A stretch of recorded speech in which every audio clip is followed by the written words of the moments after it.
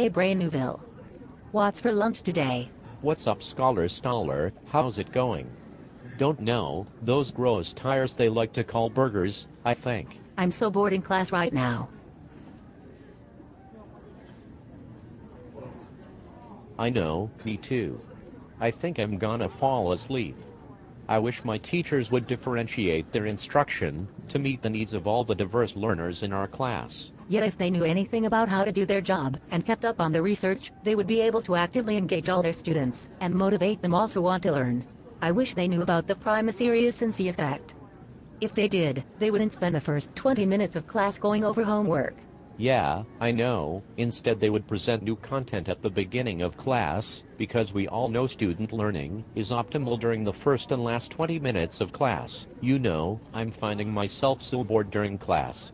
The assignments that Mr. Birkins gives in American cultures are so pointless and easy. I hate busy work. On the flip side, I'm so frustrated with Miss IoT's math class. She assigns work that is way too difficult and gives us no direction. I feel completely overwhelmed that I now hate math class and don't even want to go to class anymore. You know, Scholar, if our teachers taught us in our zone of proximal development, the work would be stimulating, but not too difficult, so that we would be successful and feel competent. I know, Brain. I don't know how some of these teachers passed their praxis exams and got jobs without being aware and applying this basic teaching pedagogy. I'm sure they have heard of differentiated instruction, but it makes me wonder if they really understand how to implement quality strategies and techniques that motivate 21st century learners. I hear you, Brain. You know, I wish teachers would give students more choice when it comes to their planning and demonstrating their own learning, so they can share it with others in a meaningful way. How exactly can they do this, Scholar? Well, they can offer menus that offer multiple student-selected ways for students to demonstrate their learning, and offer inquiry-based learning opportunities, so students can select what they want to learn about. That sounds like a great technique, Scholar. You know, they could also provide us with more project-based learning activities. Here we could create a product to show all the cool things we have learned. I'm so much more motivated when I know I get to create something cool. I know, me too. But what are a few examples of how teachers could do this? Well, there are a ton of free Web 2.0 tools and resources out there. Some of them include Photo Story, Extra Normal, Like Us, Voki, VoiceThread, Wikis, Podcasts, Prezi, Wordle, Podcasts, iMovies, Anymoto, Blabberize, Blogster, Moonk, ToonDo, and Digital Storytelling. Holy cow, Brain. That is a ton of free resources for teachers to use. I wonder why they don't utilize them. They are, after all, free. You know, another technique that would be really cool implemented in a classroom setting is the use of interactive tools such as Moodle, Twitter, Facebook, blogs, Ning, Dippity, Mapskip, Skype, Google Docs, or another online forum or discussion board. Good point, Scholar.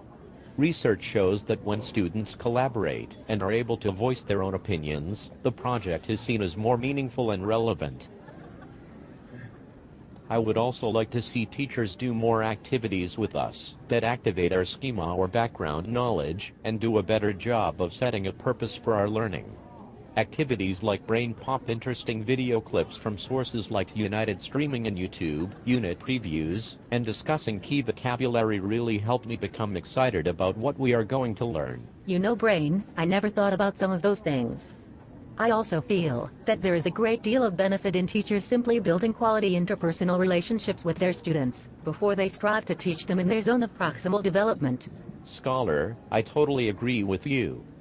But I'm not sure that teachers know how to effectively achieve building quality relationships with their students. Well, Brain, teachers can complete get-to-know-you activities, online interest surveys, multiple intelligence surveys so our teachers can know how each of us learn best, class meetings, and other creative ways to build meaningful relationships with their students. Once again, Scholar, you have some great ideas. I guess that's why your parents named you Scholar. I think we should go share some of our conversations with our teachers and our principal. Yet another wonderful idea, Brain.